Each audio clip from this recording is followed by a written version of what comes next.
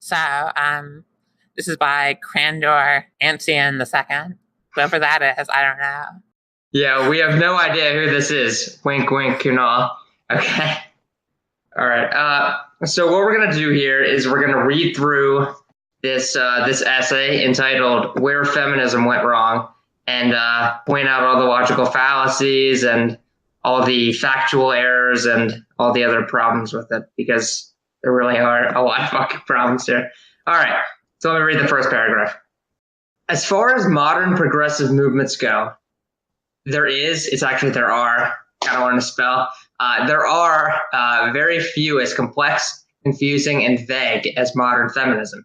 In comparison, old school feminism, which aimed to give women the right to vote and the right to work the same jobs as men, modern feminism is fighting for things many consider to be non-issues, such as dress codes, rape culture, and the fictitious patriarchy. So the question remains, where did it all go wrong?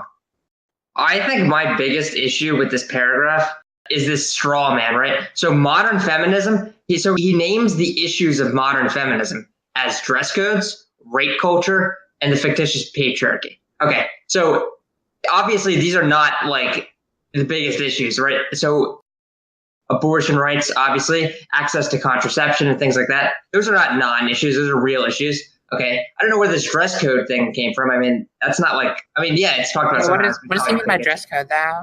I don't know. He goes into that later. Does he mean dress code in the sense that, like, because the problem is ultimately that he's forgetting is that some feminists are fighting for, they want women to feel less pressured to engage in certain dress codes, and some women want then be more freedom to engage in a dress code without being judged. Yeah, I don't know what he's talking about. But also, it's like modern feminism today also fights for equal pay for equal work, paid family leave, and other things. Like, okay, you may disagree with some of these issues, but they're not non-issues, right? A lot of the issues that feminists are fighting for, like, they are real things that are going on. Also, rape. I mean, rape is like happening every day all over the world. How is rape a non-issue? That's just like, that's stupid. The fictitious patriarchy. I mean, okay, we can have a debate about this, but to just go out and say that it's completely fictitious, well, that's not true. And that's completely, nobody who's intelligent denies that. People who criticize the feminist take on patriarchy, the only reason the criticism is that patriarchy is not necessarily bad. Nobody says the patriarchy doesn't exist. Yeah, exactly. Because anybody like who has studied any history or anthropology realizes that capitalism itself was founded, based on patriarchy, right? This idea that men wanted to pass down their property to their own children, to their genetic children. And as a result, they kept their women at home and kept a close eye on their wives to make sure they weren't sleeping with other men. Well, not capitalism, but just like but private property. But private property is the foundation of capitalism. So really, private property led to the creation of capitalism, The Marxists are right in their observation of kind of like how capitalism started and kind of all the different problems that we have in capitalism. Like the very, what I'm saying, like the idea of like how patriarchy started, how all these developments started because of the invention of private property and all the effects that it had. Sure. I mean, of course, they're 100% right about all those things. This is well studied.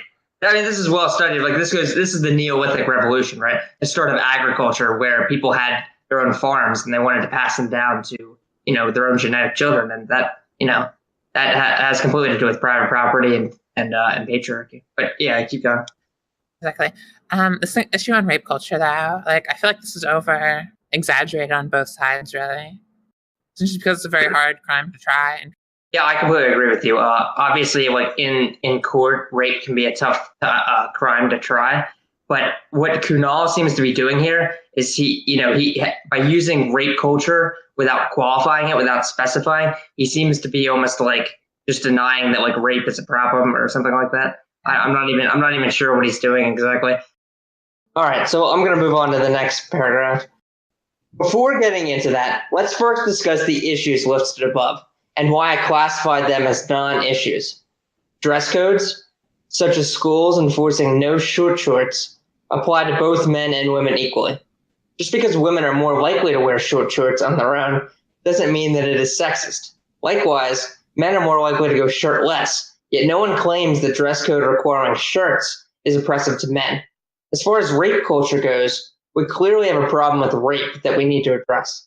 However, Feminists don't advocate for realistic measures to prevent it.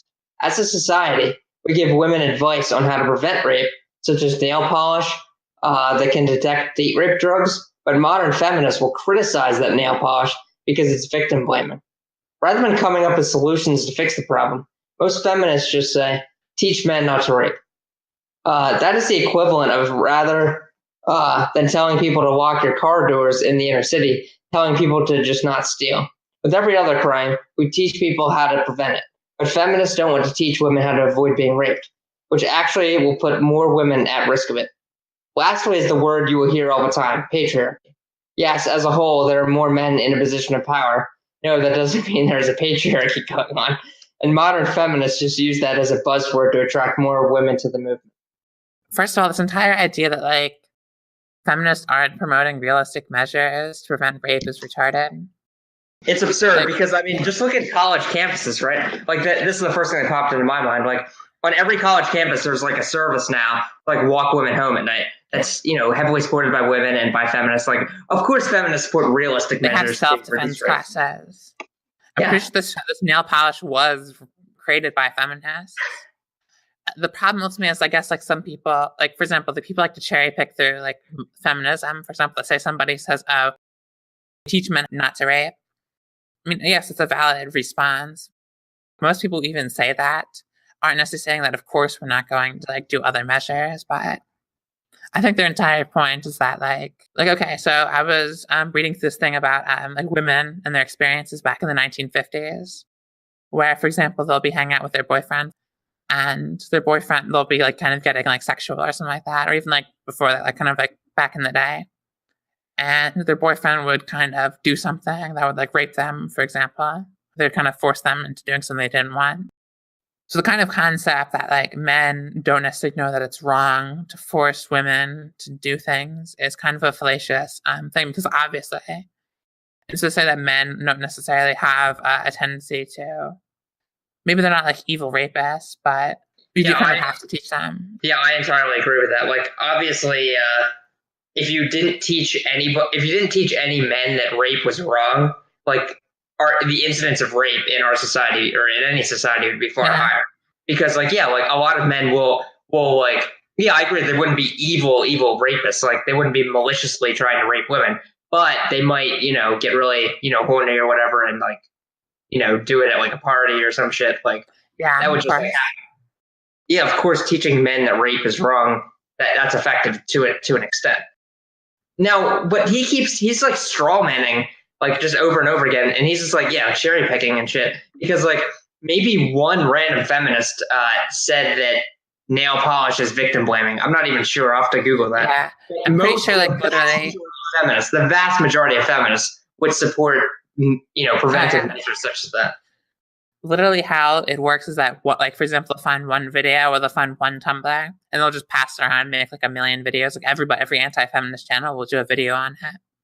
So it seems like kind of like, oh, that's all feminists want to talk about. But literally they're just dedicated to going through and cherry picking feminists. No doubt. So I don't think there's much else to say. This is just cherry picking after cherry picking. The dress code, I hope that you'd have something more valid from that point, because I read it a bit ago, but I don't necessarily, I forgot about this part, and it was just really kind of weak. Like, what do you even mean by that? You didn't really cite any like actual problem they had with it. Yeah, I'm not sure what he's going for with the dress code thing, but the one thing I will say is that like just hypothetically, let's say somebody like burns their skin like really badly, right? Like very easily when they go outside. But like a school has like long sleeve shirt policy for some random reason, right? Well, like you have to make like an exception for that, because like people have like different body types, so they're gonna wear like different kinds of clothes. You know what I mean? So, like this kid who burns real easily might want to wear a long sleeve shirt when he goes outside, right? Like it's not that big of a deal. So like women have like different body types than men, so like they might want to wear more revealing clothing just to like stay like cool during the summer or some shit. I don't see what the big deal is. Yeah, he doesn't really kind of cite like the other things where he kind of says like, okay, like here's the actual problem they have. Where he just says kind of like, some people kind of have a problem with short shorts, but I don't really understand what he's like implying. Where's the actual like incident of problem here? Yeah. Like, where is it a violation of feminism to kind of have a policy against short shorts? Who is advocating for short shorts? I have no idea what these opinions are coming from. And why does Kunal want to ban short shorts? He seems like he's fine with those kinds of bans. Like, I mean, we could just have a debate about that, not even relate to feminism. It's like, why do you not want short shorts? Like, do you hate legs? Are you not a leg man? Are you more of a breast man instead of a leg man? But anyway, so yeah, he's just completely cherry picking here, especially with the nail polish bullshit, because most feminists, including like myself and you, and I'm sure pretty much every other feminist except for one on Tumblr, is fine with nail polish that prevents rape. But anyway, all right, let's go on to the next paragraph because this is all just so silly. All right. I love this. This is a great start. Oh yeah, this is gonna be a fun paragraph. Okay. I'm gonna try not to laugh too much. All right. Does that mean there are no issues facing women today? Absolutely not. Right off the bat, you can think of the way women are treated in Middle Eastern countries. In Saudi Arabia, women just recently got the right to drive. Still, they're required to be covered completely up in public. Even in our own country, sexism still exists. Country pop singer Taylor Swift, all right, it's hard not to laugh, gets constant backlash for writing songs about her boyfriends. But when male singers such as Ed Sheeran or Bruno Mars do the exact same thing, they don't get criticized. Furthermore, women's roles in society have drastically improved, but there is still a long ways to go. The objectification of women is still prevalent in our society. Okay, this is going to be funny. This is too funny. I got to laugh a little bit. All right. Yeah, sometimes men are objectified as well, but it's not to the same extent. In rap music in particular, women are commonly referred to as bitch, meaning the sole purpose of satisfying a man's sexual desires. Considering that the word bitch, female dog, was made up to oppress women by reducing them to the status of an animal, is still acceptable in society today as proof that sexism exists. The word bitch was made up to oppress women, just like the N-word was made up to oppress black people. But for some reason, the former is acceptable and the latter is racist. Anyway, given that feminism is about improving roles for women in society, there's clearly a need for a movement. But why don't modern feminists want to talk about the real issues here? Many of you already know the answer, and it starts with an I. Intersectionality. For some reason. He wrote it out. INTERSECTIONALITY. Yes, I don't know why. INTERSECTIONALITY. Yeah, I don't know why I did that. I think he's just trying to emphasize how much he hates intersectionality. Okay. For some reason, feminism has been mixed with other liberal movements. If you don't believe me, just check out the Women's March. They are protesting things like immigration, police brutality, trans rights, and more. None of these have anything to do with women, yet feminists will use their march, which is supposed to be advocating for women's rights to address other issues. Why is it even called the Women's March? It's certainly not all women who go, and it's certainly not only about women's issues. Might as well just call it the Liberal March. Okay, we got a lot to talk about here. First of all, I just want to say, like literally Taylor Swift, who in fact grew up really close to like where I live in like a very rich upscale community. Her father is a stockbroker. So what? Some people are like, "Oh, Taylor Swift is kind of garbage," when she writes like songs about her boyfriend, but people who do rap music, but they write songs about their actual experiences in life. Those people are, crazy hooligans who are just like, thugs and stuff like that. That's what you call them. And that's not a valid thing to go out and say like, oh yeah, it's not terrible that you attack people who make rap music. But you do that and you go around and say, oh, these people are just thugs. They're promoting some terrible lifestyle.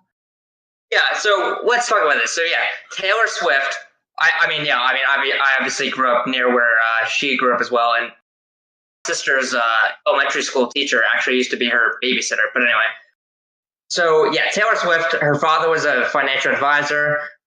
She went to private school. She's white. She grew up middle class, and now she's worth $280 million. $280 million. And Kunal thinks that she is oppressed. Yeah, I love it. Like, sexism still exists, and women are oppressed in this country. Taylor Swift. Yes, Taylor Swift is the best example of the oppression of women. Okay. All right. So yeah, let's talk about this. So yeah, rap music. So clearly Kunal has a misunderstanding of Black culture. When a person grows up completely poor, maybe without a father figure, maybe without a mother figure or whatever, their whole outlook on life and just how they are, and they go to shitty public schools and like they don't get the proper education they should get, and like they grow up around gangs and drugs, and they're pretty much forced into a gang at like 12 years old. And Kunal is upset that they're using the word bitch. Like, so you're not upset about the fact that they live in this dire poverty and how that's affecting them and how that might like affect their outlook on life. And you're offended by the fact that they use the word bitch. Like, what? It's like being upset at like a homeless person for like stealing a donut because they're starving. You know what I mean? Or some shit like that. You're missing the problem. Like, we had a conversation about how it would be, in order to prove the Black community, you have to have fathers stay around. We kind of had some disagreement about that. But the thing ultimately we would agree with in this context situation is that it's really hard to get back on that, because essentially there's a bad cycle of thing which is leading to people growing without fathers and then themselves not being able to be good fathers themselves.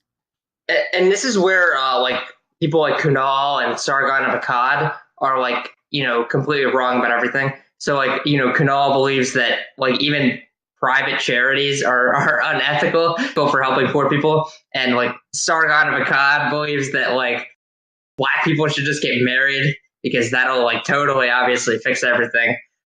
Just this idea that when people are in a terrible situation, when you have a terrible childhood, that impairs your ability to make good decisions in life, right? Like if you, like I said, if you are literally forced into a gang at like 12 years old, just to like put food on the table for your mother or for your siblings, like that's going to, and you drop out of school because you have to. It's like that's going to totally affect how good of decisions you can make throughout the rest of your life. So and most of these rappers, like, they literally had to drop out of school because literally their single mother was having trouble like making ends meet. Yeah. And like they just couldn't go to school like hungry and stuff like that.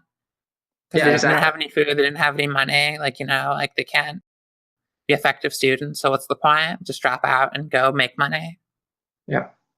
So anyway, relating this back to the article, it's like this very well may affect how they view women, and maybe that's why they use the word bitch. Or maybe bitch is maybe it's just a term that's a part of, rap culture, which I would say is probably true as well. I mean, you can use the word bitch without necessarily degrading women. Yeah, exactly. It could just be kind of like, words don't necessarily have to mean like literally what they mean.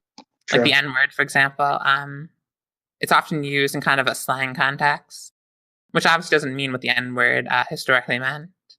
True. And yeah, it's like there are lots of rappers who use the word bitch in their songs, but often it's just a song. Like, it's entertainment. You're assuming a personality when you make an entertainment. But they have mothers and wives or girlfriends and daughters that they love. Like, they don't degrade all women. Like, it's not like that. So they have one song they're talking about like, bitches and stuff like that, but then they have another song where they're talking about how much they love their wife and stuff like that.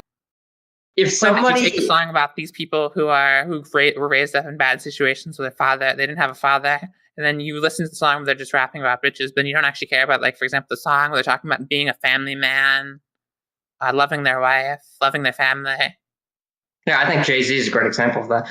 What you do with your entertainment, that has nothing to do with your personal life. Like, if I went and created a bunch of horror movies about, like, murdering people, does that mean that I'm actually going to go murder people? No, that doesn't make any sense. That's like saying that, we should ban all violent video games because that's going to cause people to become school shooters. It's the same kind of argument. Entertainment and real life have nothing to do with each other, usually.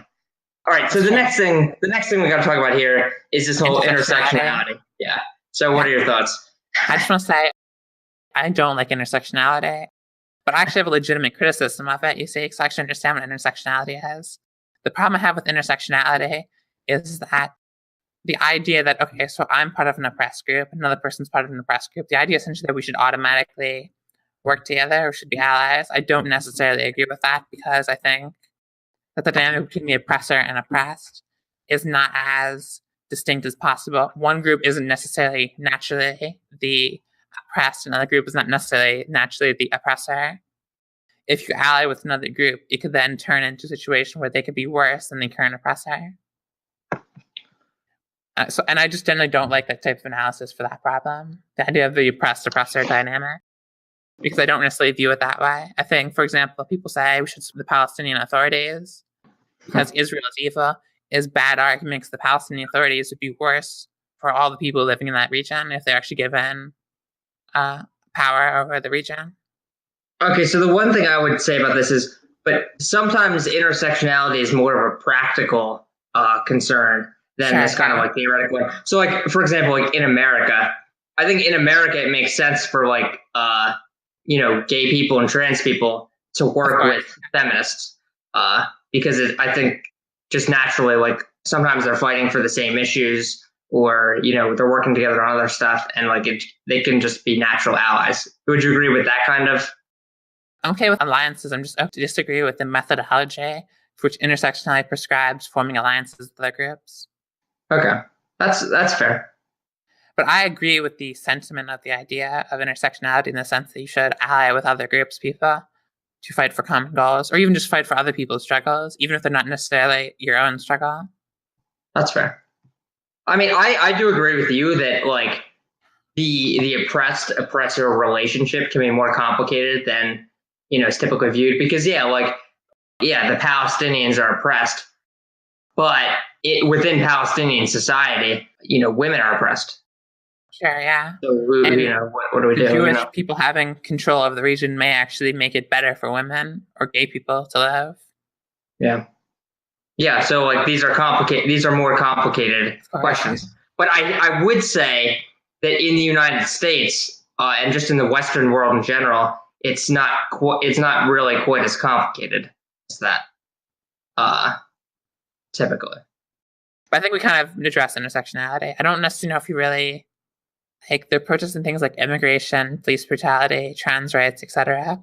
Like I feel, first of all, you just put this dig in here, like trans rights. Like, of course, that has something to do with feminism.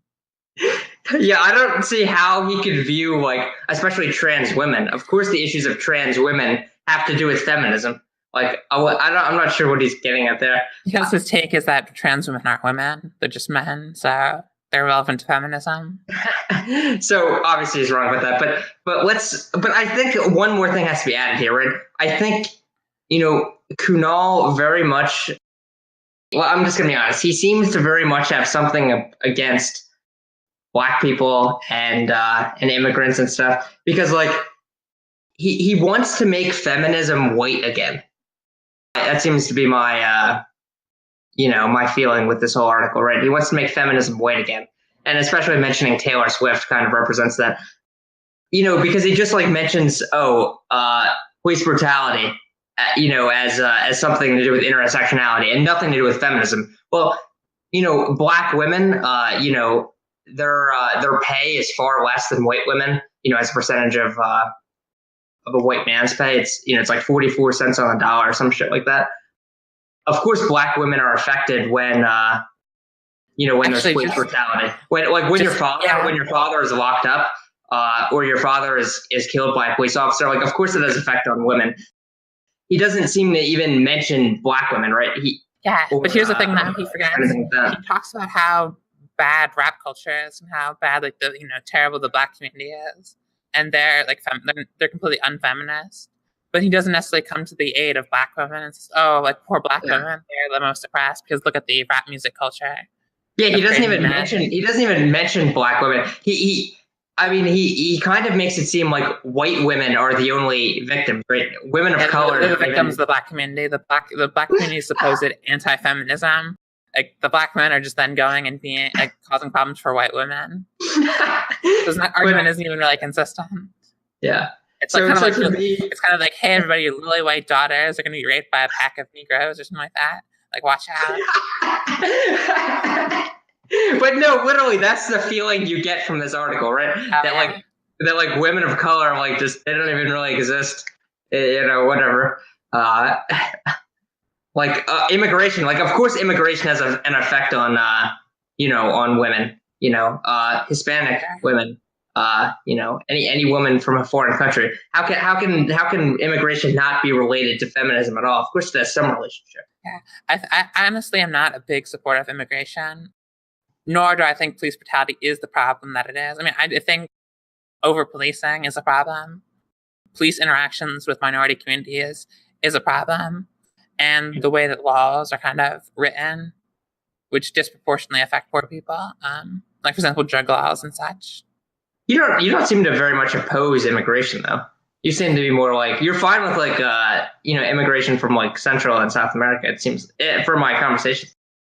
I'm okay with immigration from anywhere, really. Oh. Like, I'm okay with immigration from the Middle East. Like, it's perfectly fine. I'm just more in favor of kind of, like, being more restrictive and kind of selective with our immigration. Yeah. But I'm not necessarily, like, for example, I don't think we should give, but just as a side note, I don't think we should give amnesty to immigrants. What about the DACA? What about the DACA, like, kids? I'm kind of, I don't really know where to stand on that. I feel like I want to be against it, but the reason is because I would just prefer that it, like, if they were going to if they're going to set this DACA process, they would just have a system. We just create a system where we could just admit more people into the country legally. Because I feel like the problem is if you then start legalizing, because basically if you have amnesty and you give it out like every few years, basically you render the whole process of legal immigration completely retarded, because who's going to want to immigrate legally? If they could just come in, be here legally for a few years, and then get permanent resident status. Well, that's why we need to make legal immigration easier. That's why we need to make legal immigration easier. It's almost impossible to, like, legally immigrate to the United States from, like, South or Central America. It takes forever. So, I mean, that's the only reason why I have a problem with, like, DACA, for example, is that I wish they would then, if that's the thing, we need to be compassionate to these people, then just let more people in then. Yeah, I mean, that's what I support. I think, I mean, it's not difficult. I mean, we can easily reform our immigration system, and we can do it in a way that economically benefits the United States. This is an important thing to mention, even with, like, this tax cut, right? GDP growth in the fourth quarter was very soft. It was only 2.6% versus 3% estimates. So we'll see how things are in 2018, but you know, I have a feeling that GDP growth is going to be softer than people think, and immigration done correctly could be very beneficial. Look, I mean, you need population growth if you want to have GDP growth, right? Because people can only consume so much once you get to a standard, you know, first world level. So you need to consistently have population growth. Yeah. So I'm in favor of bringing people in.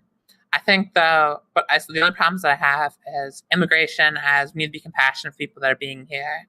Because I think the problem is we should encourage people to immigrate illegally, which is a very dangerous thing. People can get killed or hurt. True. Or abused. We don't want to encourage that behavior. In addition, also, I don't encourage immigration, as we need to be empathetic to this group of people, because look how poor they are. Because what we're essentially doing is that we're saying whoever wants to illegally cross into the border, whoever's willing to take that risk, we'll just take care of them. If you actually feel compassionate for people in other countries, then immigration isn't the most effective way to help people. That's funny.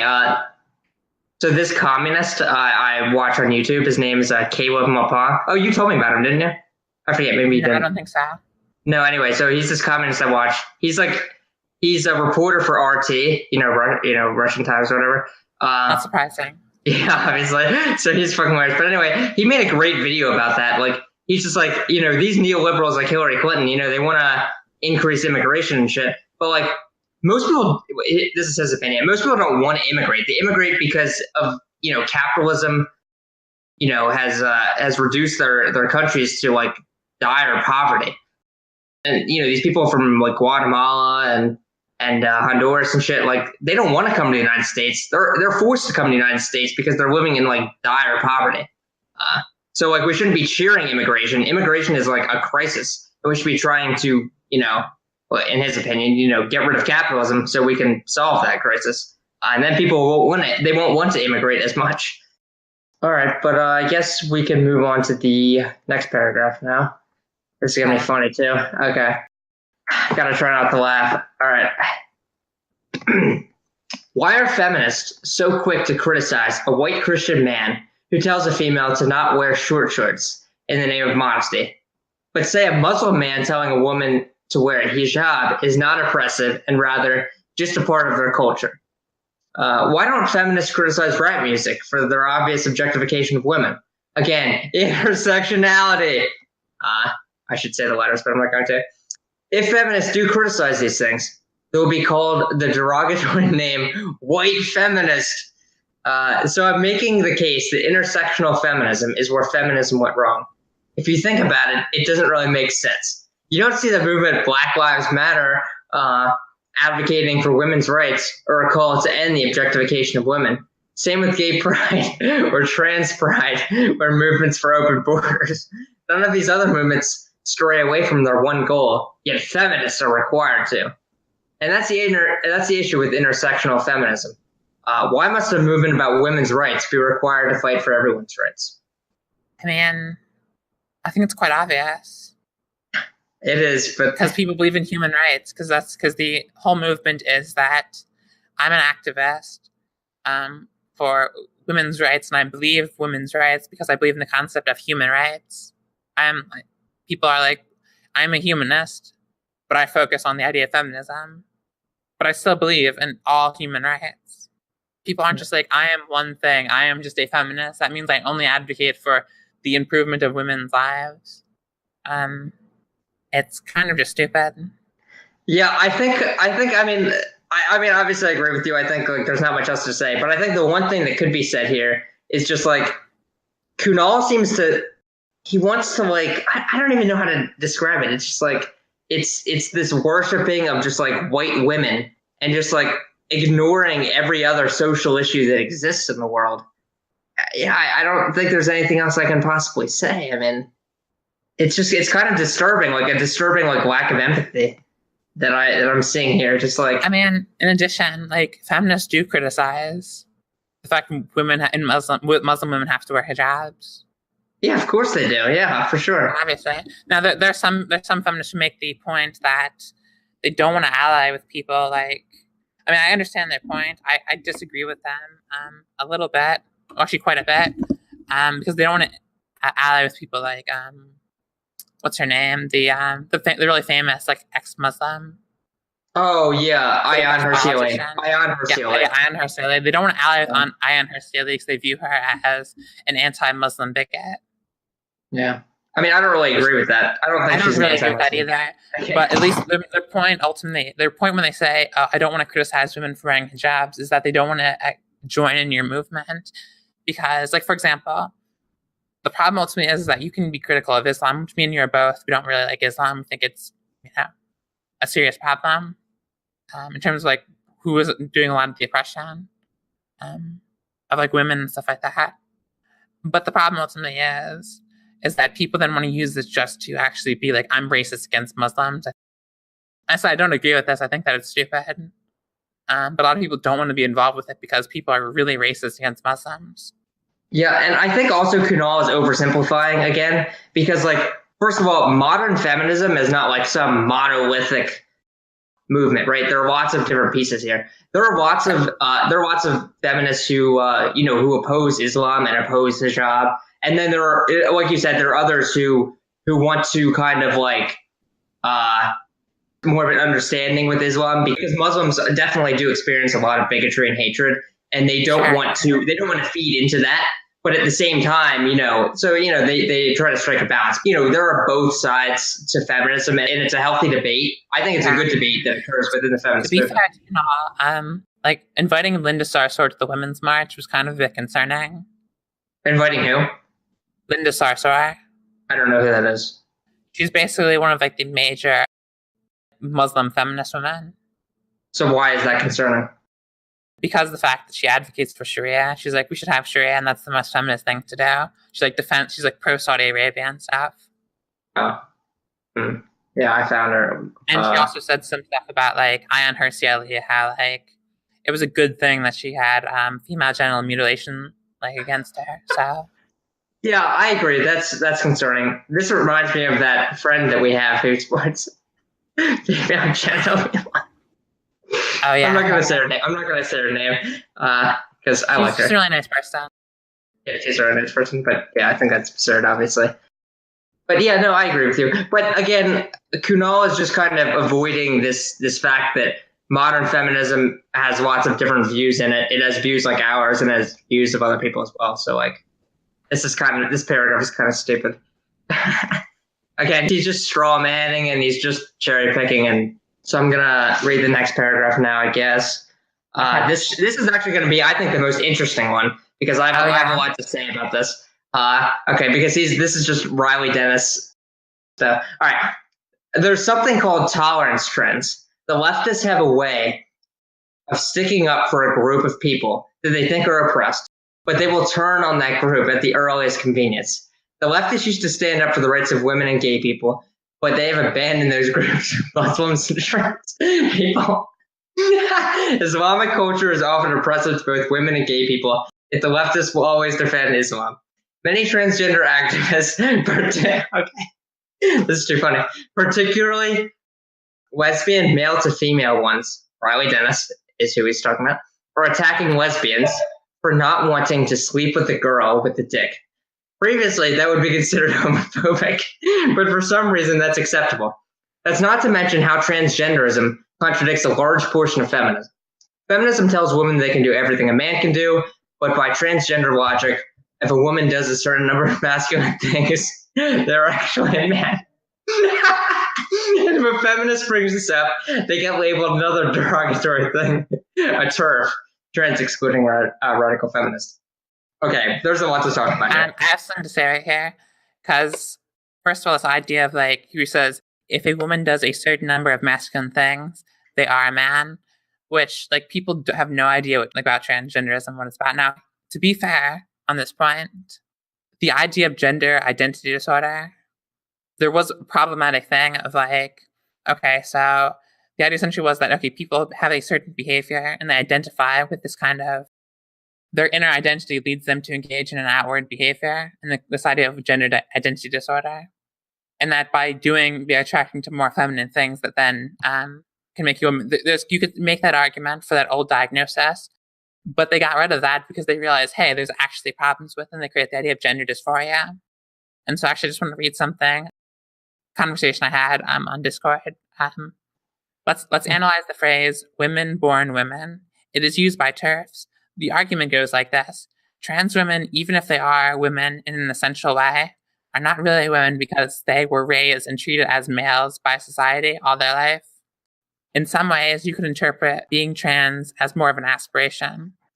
It would make sense, this interpretation, since diagnostically they have moved away from classifying it as gender identity disorder.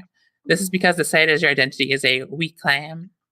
I have a feeling, along with many other trans women, which is that while society reads us, and we often explain that we feel like women, the truth is we do not really feel like women. I think deep down it bothers us that we don't feel like women. And it's a more accurate description of what it means to be trans. That's rather an interesting way to put it. I don't totally disagree. And that being transgender is not necessarily that you have an identity, it's that you are bothered. It's not necessarily that you think you are a woman necessarily. I think there is some component to that. Psychologists have identified that it's really a dysphoria in the sense that it's not that you are bothered by the fact you are living, that you have a desire, that you identify with another gender. It's that there's a psychological disturbance with living your current gender. But first of all, do you believe that someone can be trans without any dysphoria at all? That's an interesting question. I really have no answer for that. And I'm not going to be like, hey, I think we should let's do a purity test of because what does it mean to not have dysphoria? That's a good question. I don't know. Yeah, it's kind of people have really radical differences in dysphoria. People literally just think, oh, being trans this literal monolithic thing where everybody has the same experiences. Everybody has this strong desire and this strong identity that they are women and they want to get a vagina. That isn't necessarily what trans is about. Oh, I'm just going to go through this process. I'm going to basically just be a woman in all this conventional standard way. Yeah. So like my personal opinion is like I'm very conflicted on what it even is to be trans.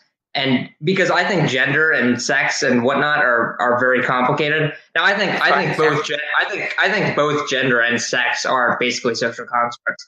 But at the same time, I can kind of sympathize with the radical feminist view, although I disagree with their prescriptions. I can kind of sympathize with their opinion that like perhaps a lot of trans people imagine a society without gender, right? They say, imagine a society without gender. Okay. Perhaps like a lot of people who are trans wouldn't feel the need to transition because then they would be just accepted doing whatever they want. You know what I mean? But like in our gender binary society, trans people feel the need to transition.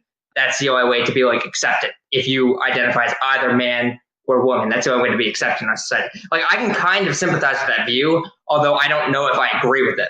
I don't agree with that. But I mean, so I read from an excerpt from a conversation. The first thing I did was entertain the idea of women born women, the TERF concept of like why trans women can't be women. Mm-hmm. So I mean, there definitely is validity, and you can talk about that, and you can be like, okay, let's look at. But transgenderism doesn't contradict a large portion of feminism. His entire idea of what it means to be transgender is retarded. And furthermore, I've had a conversation with him where I've explained to him why his concept of being transgender is just completely wrong. And nobody makes that argument, and that you're just going off of a layman's interpretation of what it means to be transgender, which does not actually conform. What is his argument? He just thinks it's about masculinity? Is that what he Well, he's really saying if a woman does a certain number of masculine things, then they're actually a man. Wait, so he actually believes that? No, he believes that is the transgender claim. He says, but by transgender logic, if a woman does a certain number of masculine things, they are a man. Okay, so he basically needs to read the Wikipedia article on what it means to be transgender because he obviously doesn't understand. I've explained to him you could make that interpretation based on some old opinions, but they have reformed it because they have found a better explanation, which is the psychological distress of not being in your gender. I think what people forget is that, like, when we create these ideas of like what it means to be trans, we're inventing some sort of story. It isn't really what it means to be transgender. We're just making up a story that people can understand. Even like psychologists who are sitting there who are doing like intense research, ultimately their research is just a story they construct out of the data. I agree with that 100%. I would say the same thing has to do with all experiences of gender. We really don't know how these things work. We're just doing philosophy here. Just like that, thousands of years ago, the ancient Greeks would try to explain, various phenomena philosophically. That's what we're doing with gender. I agree. I think that's an important point to make. We do not know how gender really works. We're just making up stories. I agree. I think the data best supports the idea of gender dysphoria. The gender dysphoria theory is the best that fits the data at this point. Like if you're going with a theory on how transgenderism works, that's the best and most consistent one. Now, some people may say it's not 100% consistent because some people may say they don't feel dysphoria, but maybe they do. Maybe they just don't. Maybe they just think they don't, essentially. Yeah, I think that makes sense. And I guess it depends how you define dysphoria. Of course, yeah. Like, is it just an intense discomfort or mild? I mean, like, it really depends on how you define. Yeah, of course. Okay, the other big thing I want to talk about in this paragraph is the whole Riley Dennis diss. Okay. Yeah. Many transgender activists, particularly lesbian male to female ones, are attacking lesbians for not wanting to sleep with a girl with a dick. Okay, first of all, everybody thinks this, but Riley Dennis literally does not think this. Riley Dennis did not attack people who do not want to sleep with trans women who are pre-op. Okay? She did not. Okay, what Riley Dennis said was that because, we live in, a transphobic society, right, that views trans people as being like less than other people, this creates dating preferences in people's minds. It creates unconscious biases. So what Riley Dennis says is that it is possible for a man, a straight man or a lesbian, to not be attracted to a woman with a penis. She said that it's possible, but in some cases it could be the result of unconscious biases. because we've been conditioned in society to not to like trans people or to think they're disgusting or dirty. And if people try to unlearn these biases, they could perhaps be attracted to trans women. That's all Riley Dennis said, but people totally took that video out of context. Exactly. And here's the thing, ultimately, people were just like, oh, Riley Dennis, just like, some like horny man who just can't find a woman who wants to sleep with them. That's what they said. Now, of course, I'm not like saying, I'm not using Riley Dennis like him as like what I'm just using it as like what they would say. But the thing is that people forget that Riley Dennis, she has a girlfriend she's had for a very long time. Mm-hmm. She's in a long, stable relationship with her girlfriend. Yep. Like, she's not like some crazy, like man who's on the prowl and trying to like, harassing lesbians or whatever. Yep. But I don't know. I think this is the problem with like Blair White. Blair White, who's kind of like an Uncle Tom for the anti-transgender movement, kind of like created a dog whistle where they're kind of just like against trans people because they're just like, oh, these trans lesbian, transgender types. And Blair White even forgets the fact that literally most trans women are trans lesbians. Like, that's the largest group. It's like, no, just ignore that. The fact that literally not all, like literally a good chunk of, actually most of the trans women, before transitioning especially, they have no attraction to men.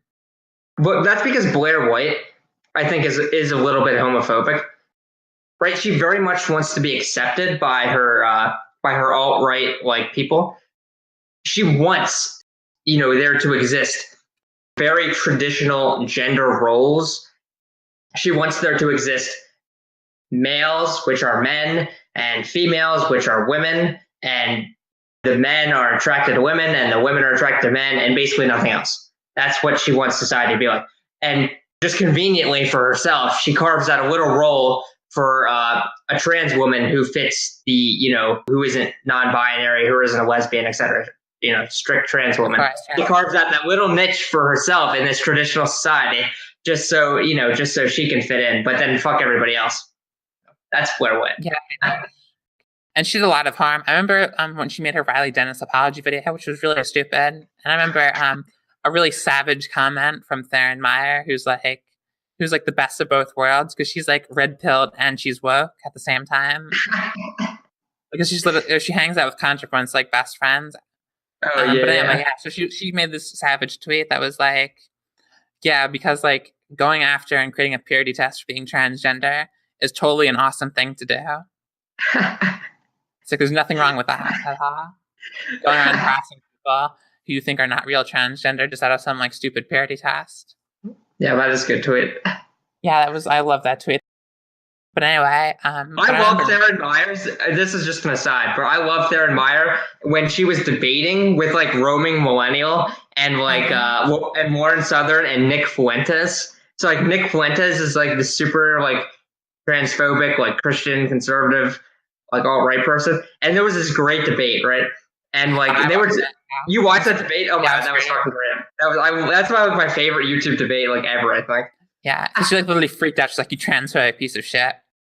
Anyway, so let's go on to the last paragraph here. All right. There are so many issues that women face all over the world, but due to intersectionality, feminists are only allowed to criticize white American Christian cultures. Considering that those cultures are typically where women are the least oppressed, feminists are forced to fight the really small non-issues that exist in those communities, such as the dress code. I still have faith in feminism, but if we want to actually improve society for women, we can't do it with the limitations that intersectionality puts on feminists. We need to criticize all cultures. We need to not be afraid to be labeled as a white feminist or a TERF. And then maybe, just maybe, feminism can be as productive as it used to be. The only thing that stood out to me here was this idea that like there's like no oppression in like Western cultures. Except Taylor Swift and the black men who obviously interact with white women all the time. This is why we can't take Kunal seriously. It completely ignoring the plight of like poor women and like black women and Hispanic women and trans women and stuff. Like it completely ignores that. If you're not gonna say that like women's lives are just awesome over here, or that being women has nothing to do with their oppression, and don't bring up fucking Taylor Swift. Yes, but that's the worst thing. I would rather him say that there's no oppression at all and Taylor Swift is not oppressed than for him to say that, yeah, there's no oppression except for Taylor Swift. Because that's the opposite of oppression. If you want to point to oppression, you point in the opposite direction of Taylor Swift. Like, what the fuck? You're ignoring poor women who just are working minimum wage jobs, 3 minimum wage jobs to support their children. They can't get any family leave and they don't have health care. And Taylor Swift, she's more oppressed. Oh my god. It's like I could actually effectively criticize a lot of feminist ideas, like intersectionality. Yeah, you could do it, but it would very easily. But Alex obviously he's obviously not intelligent enough to do it, or maybe he's just watching too much Roaming Millennial. Yeah, this is an article that would come out of a 5th grader who's just watching anti-SJW YouTubers all day.